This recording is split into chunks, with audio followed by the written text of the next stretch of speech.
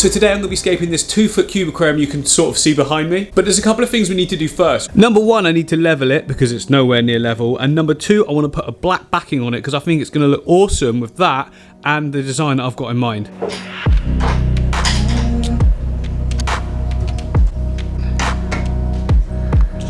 So leveling the tank might seem like a very obvious and weird thing to put at the start of a tutorial video, but trust me, I've set up whole tanks before that didn't have the adjustable feet, that wasn't level after I checked and ended. Well, for a start, this one technically isn't level. Not a lot I could do about that though, because there's a slight bit of flex in the desk. Not enough to be dangerous, but you know, it does cause a little bit of a slump, but it doesn't matter. Anyway, now, how do we put black backing on? It's so simple. You just need a spray gun, a squidgy thingy, and the backing, the black backing. And of course, a razor blade.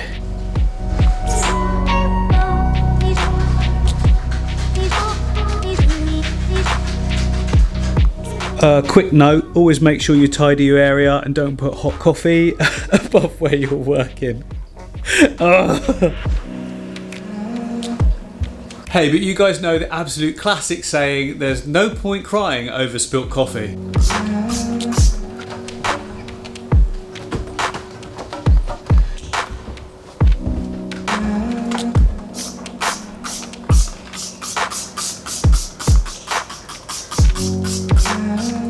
Right, so you want to take your film now and work out which side actually peels away. So look, in front of me now, the front part is the clear plastic sheet that's going to pull away, revealing the sticky part. Now you want to take it and put it on the back of the tank with the non-sticky side first.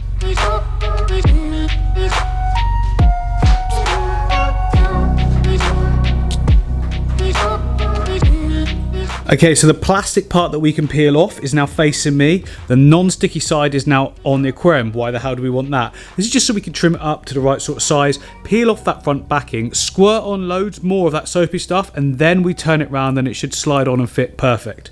But first of all, we can now sort of just get it even closer to being the right fit. Not quite, because we want it to fit and then trim it all. So does that make sense? Yeah, I think that does. So look, there's way too much excess at the top. I could trim this close to the sort of finished size, and then we can peel the back off or the front off and then turn it around, stick it, yeah.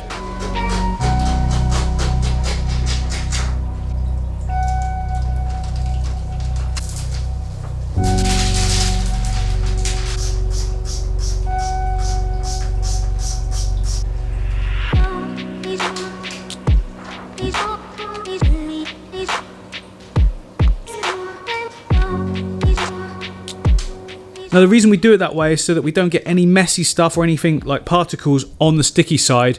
All we do is straight away spray it with that soapy stuff, turn it around, and it's on now. There shouldn't be anything between the glass and the film. But you'll notice I left a small gap at the bottom. That's because we don't want it catching at all on the base, and you don't see that part from the tank anyway. So now we just need to squidgy out all of that air.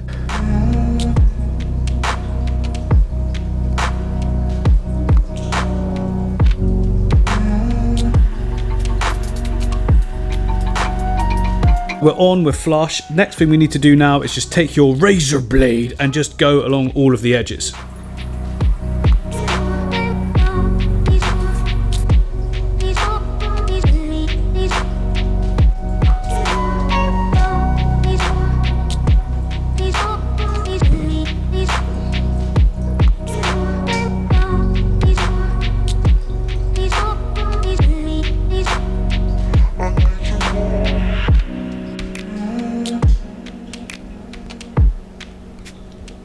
We're all set up and ready to go. I'll talk about the filtration later on when we come to that part, but first of all, I've got to get the main piece of hardscape in. I have to do this straight away because it's huge. Let me show you.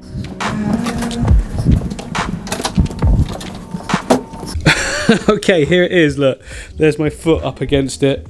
It's an absolute beast. So what I want to go for in this scape is like a tree. I want it to be like a tree coming upwards, loads of roots coming out of it, and then all the planting around those roots in the channels, if you like. A bit like a farming tank, like a plant farming tank, but also kind of like a Dutch style, but with a big bit of wood. That doesn't make sense. Anyway, you need to put this in that big tank.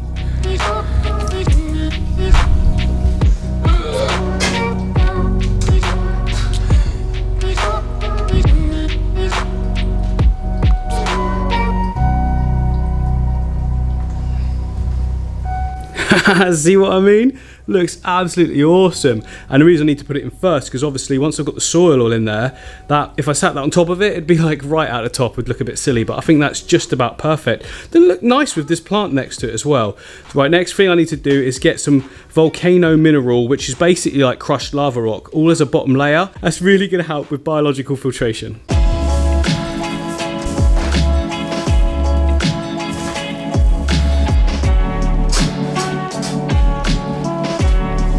So that has given us now a ton of extra media for the biological filtration. So that will be colonized by bacteria, along with what we put inside of our filter as well. You can never have too much biological filtration, can you? I mean, you'll only get enough to account for the amount of ammonia in the tank anyway, but it's always, but you don't know what the escape's going to be, fish in the future, who knows? So I think a really cool clean look would be to add a little bit of a border of stone here, and just for a little accent of sand in the foreground, and the rest will be all soil. So a lot of soil in this one, but not completely. And the rocks that I'm going to be using is Siriu stone, this stuff here. It's all a little bit different because I've collected it all over time.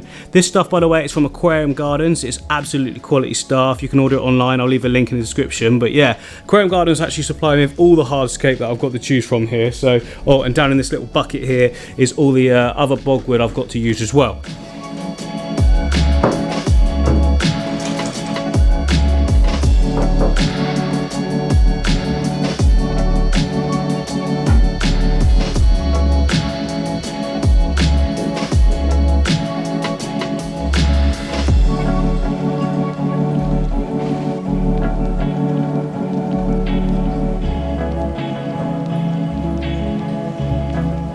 So there is a really rough layout. That's not actually how it looked, because the soil is going to be at the back, raising up these pieces so that they sort of fall into that midsection where this piece is as well. That one at the back there won't be like that either. Anyway, I just laid it out like that so I know roughly where they're going to be. From the top view, look, you can see we've got sort of like a formation that's coming out from that point. And the soil will actually come downwards to the front as well. And then I'm hoping to do, I don't know why I said it like that, hoping to do like a nice little sort of decorative foreground as well, just to add a little bit of contrast between the soil, plants, and, you know, it's just a negative area. Sometimes a little negative space, maybe just this front corner here can look really, really good in Escape.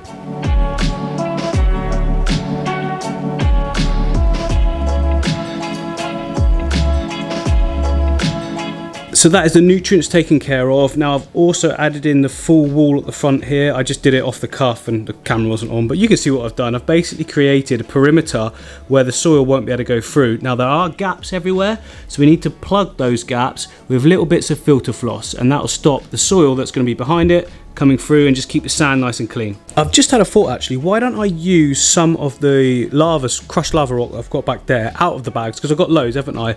I can actually put it the other side of these rocks, and then on this side of the rocks I can put my detail stones, which will actually close all the gaps all the way around in a nice natural way. Yeah, I'll do that.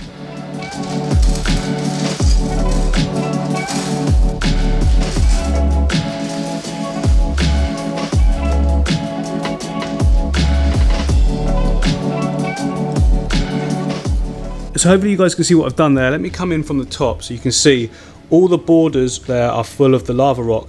I've pushed them right into all the crevices so that from the bottom you can't see any gaps, which is ideal because it now means that no soil will leach forward into our decorative sand area. Just a really small one on this. I just want a little bit. The rest will be loads of planting, lots of stems. Oh, it's going to look absolutely brilliant, isn't it? But now we can start putting our aqua soil in. And as I'm doing it, I'll lift the pieces of wood up and lay them on top so that they get more angle. I've just put them like that now just so we know, where they're going to actually be.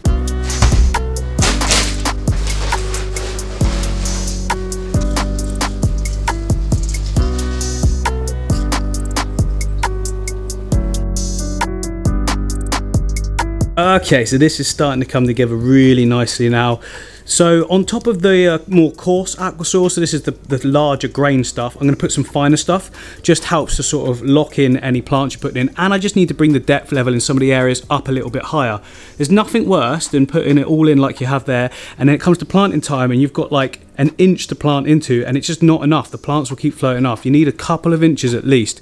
Now most of the areas have got that, but in this area here, oh, it's just about there actually, but I'll top it up a little bit more as well. The back area, look, you can see it's right down low, and that area is a little low as well. So bring those back areas up and just tidy up the foreground a little bit more with the finer Aquasaur. I don't know why I'm walking backwards.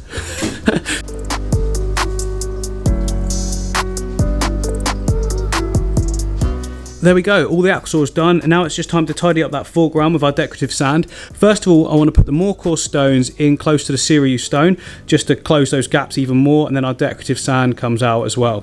You'll see what I mean.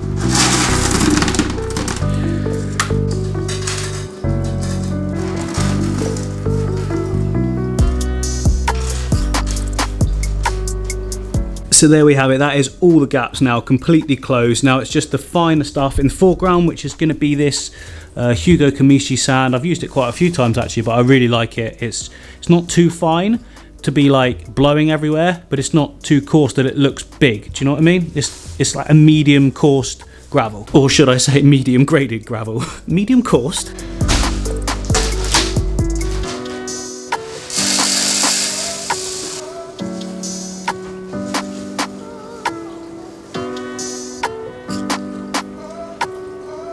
There we go, hardscape complete. Now, before we get on to any planting, now's the time to do a last minute check of the depth.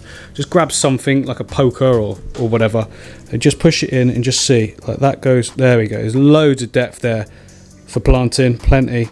Yep, loads there, and loads there. Yeah, we're good there. What about here? This is the bit I'm worried about.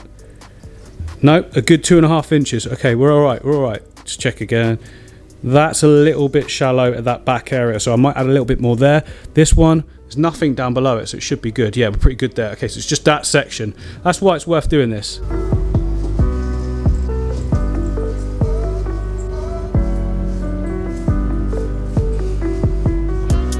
And there we go, guys. Hardscape complete. That looks pretty cool. Really impactful. A little bit different, well, completely different to anything I've really done before, so it's looking good. I like it. So I'm not sure if I've actually mentioned yet what fish are going in here. So it's going to be the Betta Sorority tank, as you obviously know now by the title and the thumbnail. Now, I've wanted to do one of these for a long time, and some of the horror stories you hear about online, YouTube, you know, Instagram, all that, have actually put me off doing it. But I noticed a trend that a lot of people were saying this didn't have like very sort of complicated escapes, if you like. So apparently the key to success with a Betta Sorority tank is to have tons of different hiding places, tons of sections to escape, and break-ins of lines of sight and things like that, for the females to dart off in each direction if they lose a battle, because there will be battles, it just will happen. But obviously if there's a space for them to retreat to, then you can end the battle without it killing the other one, because I don't think they want to kill each other, they just want to show their dominance and then, you know, get the other one to go away effectively. So I've heard some good stories online of people having kept them together for quite a decent amount of time, to be honest. So in this aquarium I'm going to go with about 5, and I think I'm going to provide even more areas, if you like, than 5. I've already got 5 channels of plants which are going to be growing upwards. I've got the foreground, we've got the background area either side of the main tree in the middle, so we've got loads of options, or escape routes, if you like, for the female bettas to get to or go to. So I think we're sorted when it comes to that aspect. Now, as far as planting goes, we've got absolutely tons to choose from. I've got loads and loads in these aquariums ready to go in all different setups. So there's some rare stuff, well, not rare, but stuff I don't usually have. I've got some I'm not even going to try and pronounce all of these, you'll see when I put them in. I've got some tufts, or sort of like bunches of pearlweed as well, things like that. You know, it's good to have a little bit of pearlweed in every aquarium, I think, because it just, A, is so vibrant and green, and B, it sucks up excess nutrients and stops you getting algae. And then we've got Bacoba, we've got Ludwigia, we've got Rotala Green, Hygrophila at the back there. So tons and tons of options in those ones. And then if you follow me into the other studio, we've got loads in this sort of little greenhouse that I've made. There's lots of different cryptocorynes in there, and yeah, there's tons. Loads we can take trimmings from in here, but not too many, because this is this aquarium. I want this new one to be like different. I've got plants down there, I've got plants there, I've got plants in buckets in different areas. I've got plants everywhere. So I've got the plant next to the whole tank. I think that's quite a good look. So that's the first plant. Second plants, I bought 3 acers, different varieties, and I thought they're going to look really good overhanging as well. But how are we going to put that near the tank? They're only small little things. Well, I have put a little corner shelf at the back there, look. Just easy to do against the wall, and it can sit on that shelf and they'll be easily watered, but give the sort of impression of a backdrop as well. And you know, kind of cheating, but it'll look really cool. I think a lot of the time we focus solely on the tanks, and we forget about the surrounding areas that can really make it come to life. And now it's time to get on with the aquatic pond, and let's just absolutely cram it in there.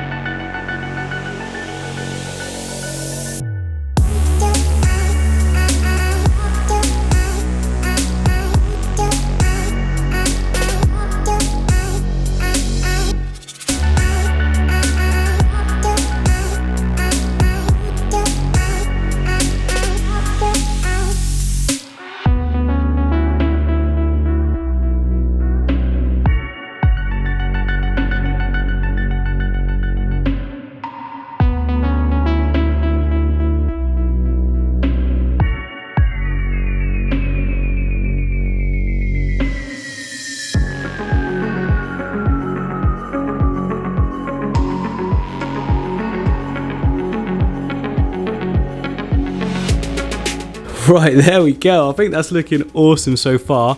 We've got a lot of tissue culture sort of style plants in. That means that they're like very young and they'll grow tall. See those ones there, those ones in the middle there, and those ones there? They will all actually grow really tall, and I'll be able to snip them regularly, use them in other scapes. That one's going to be really, really red. This one's sort of orangey, pinky and wispy and really cool, and then some other colours as well. But what I need to do now is put in some established stem plants to make sure that there's going to be cover for the betta fish, and also just to make it look more sort of mature and grown in. Background mainly I'm talking about, but also some in this area here as well, just coming up. So to do that, I'm going to use the pearlweed. It's a brilliant plant. It sucks nutrients out of the water column because it grows so fast. I think I've got some nice rotala there as well, and then also some limnophila. Look, a nice big one for the background. It just looks great. It's not going to overtake the scape if it's right at the back either, so we'll put that in.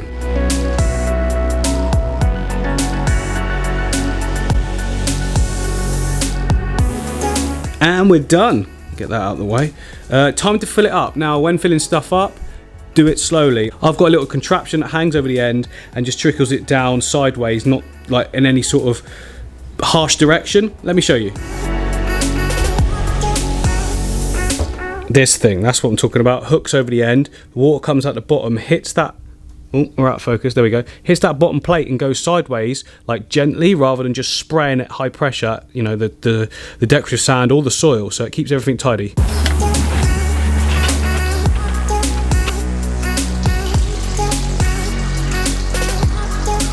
Yeah, you can see there, look, see, so because I've got this is just part of a filter. It was like the inlet for the filter. I just added that little section to make it join together with, that's just, I just bastardized a load of different parts from my whole filter, and yeah, it works a treat. A little ball valve to turn it on and off if I want to, or reduce the flow if needed. I find it's just so much better than just a normal hose going in, which can actually just force water around, move stuff around that you don't want it to. So just find that's quite good. It's connected there by two sort of females with a male joiner in the middle, and that's just so I can unclip it if I need to take it to pack it away. But yeah, you can see it's only disturbing a little bit. The stone's there, that's not hurting at all, but the water, look, completely crystal clear.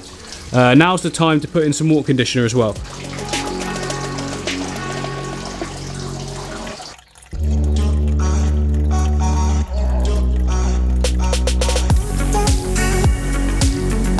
So that's actually as high as I'm going to fill it. I don't want to go all the way to the top. Remember, female betta fish can still jump.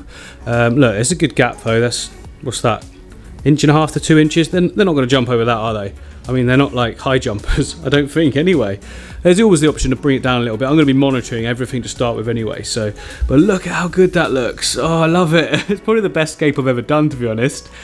Loads of colour variation, the sort of subtleties of the roots, if you like, coming down from the tree trunk, and then, you know, I just sort of ad-libbed it and just planted as I went along, and what I felt would look good.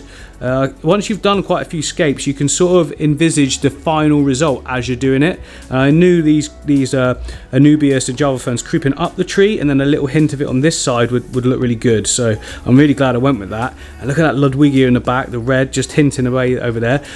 There'll be lots of red in this scape. That whole section there of Rotala HR will be properly red. Now this light is very bright, and to be honest, I'm probably going to get algae issues if I don't change it, but I can't go any higher with the gooseneck on, and it doesn't have a dimming function because it's only a budget light at the end of the day. It's £50, which is like 57, 59 US dollars. So you can't expect too much of that, but it's really, really good colours, isn't it? But what I can do, is unhook it from the gooseneck. It unwinds there, and I can suspend it from the ceiling and just raise it up to about there. Is probably where no, don't focus on my hand. Up to about there is where I'll probably want it. Take your hand away, and that will probably be just about the right amount of light because that is really bright. If you take a look at that versus my other aquarium, oh, the lights aren't on. Well, these ones then, for instance, there's nowhere near as much brightness in those as that. Boom! Versus, you know, I mean, that one's really dim, but that's because it's all being blocked. But don't worry about that one. This is the one we're paying attention to at the moment. But yeah, I'm probably going to lower that a little bit.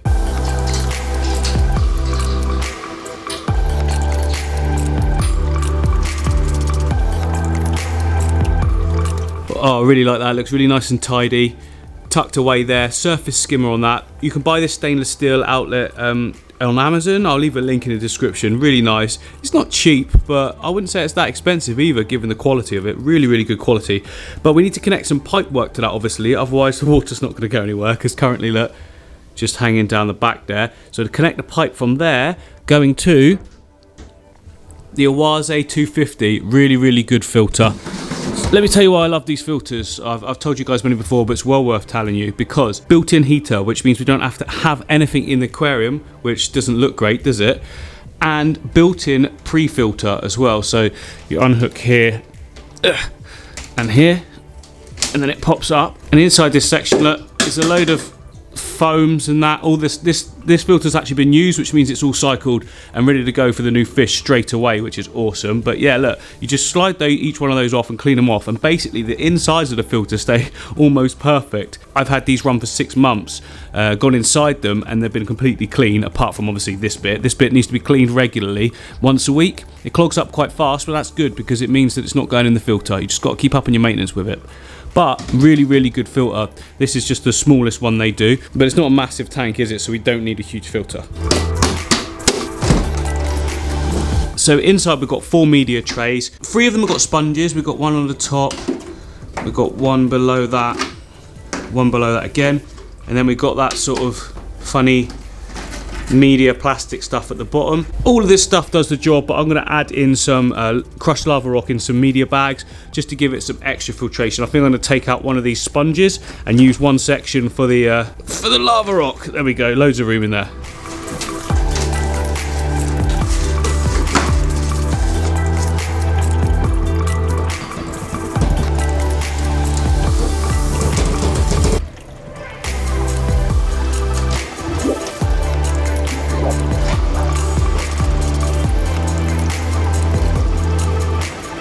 So I think the tank is looking really, really fantastic, and guess what? We're now ready to put some fish in. So we can put fish in straight away, which is great because there's not going to be any harm to them at all. I will still add some beneficial bacteria though, just to make sure.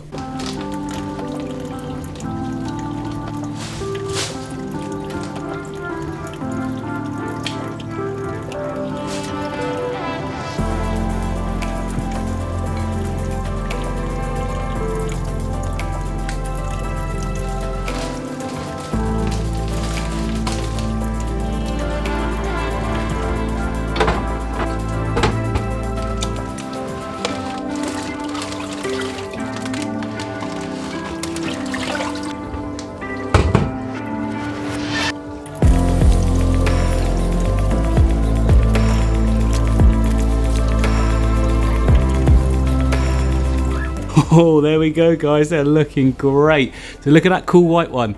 Oh, really nice. And then they've got a purple, a blue, or two purples, a blue and a red. So there's the red and the blue up in the corner. There's one purple there, and I think the other purple darted to the back somewhere, but that's all right, we'll let them settle in. The water looks very misty at the moment, and that's because there's so many air bubbles, because I just did the water change on it, or filled it up, you know what I mean, like when you first put water in it can look like that. You can see here, look, I've made sure that the water level isn't to the top. It's very unlikely they're going to be able to jump out of that height. I mean, they're only tiny little things, so yeah, that's a good level, I think.